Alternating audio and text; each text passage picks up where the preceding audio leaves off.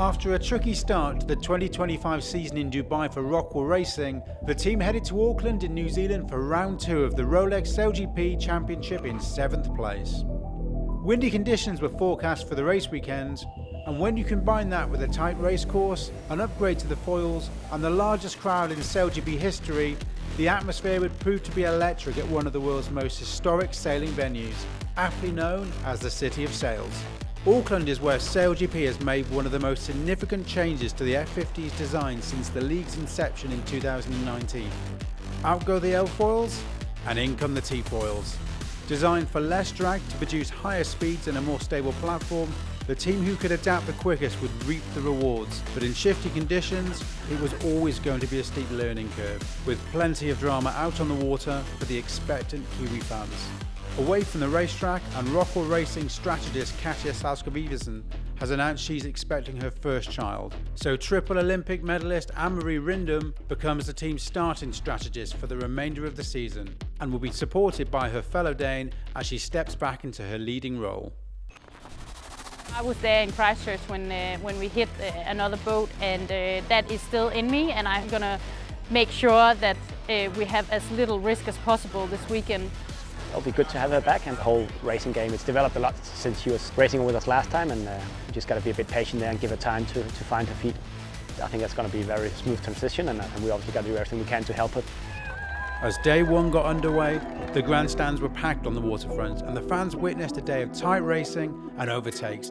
There's so many boats and so many people watching. It's a cool day to be racing. As ROCKWOOL Racing provided consistency, but without the sparkle. The team sailed through the fleet in each of the 4 races, but after disappointing starts in each race, were positioned in 6th place at the end of the day, albeit only 3 points off the podium positions. Where we struggled more was probably getting off the line. Wasn't quite dialed in with these foils to think how to do the acceleration and positioning and all that, and that's something we got to improve a lot for tomorrow.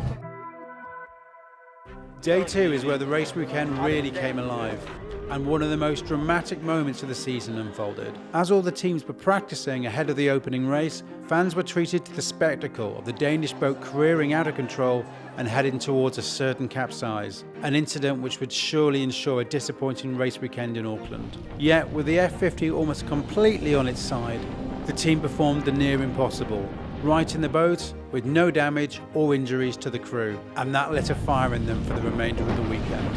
So I'm just going to play around with the wing and see if it comes back.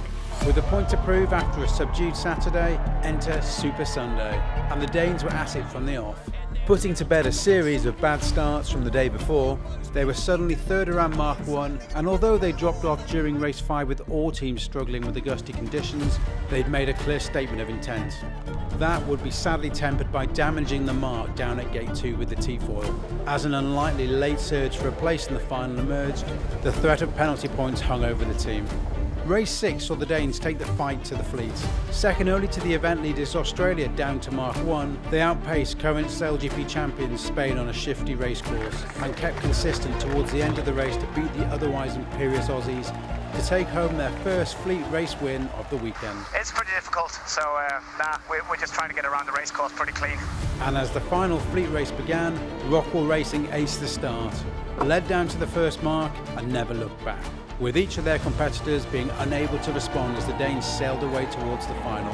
Unfortunately, fate was against the Danish resurgence, as Australia dropped out of the race to fix an onboard issue to prepare for their guaranteed final spot, benefiting others vying to join them in the shootout for the event win.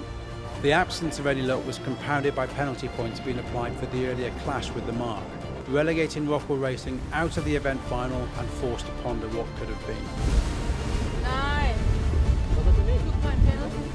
Right. 2 out. And in the final, Inform Australia claimed the overall event win in enemy territory. I mean, this event here in Auckland is by far, hands down, the best sailing event ever.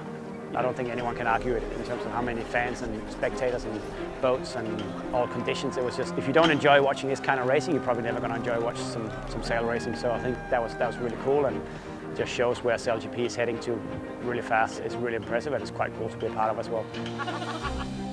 Look at More than a 10. Oh, it's crazy.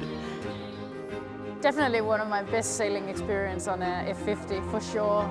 Wild day and such a good team effort to just bounce back. Not enough for the final, but we'll grab it next time.